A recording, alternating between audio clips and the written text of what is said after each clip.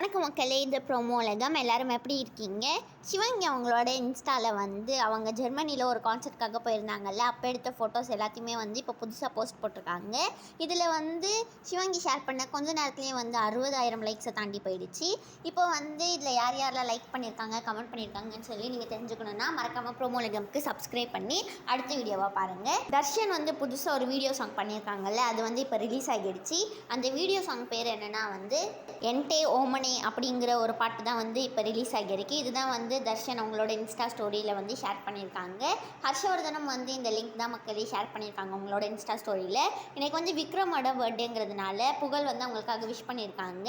அப்புறமா சுனிதா கோகை புதுசாக இன்ஸ்டாவில் ஒரு ரீல் ஷேர் பண்ணியிருந்தாங்கல்ல, அது இப்போ 10 மில்லியன் வியூஸை தாண்டி போயிடுச்சு.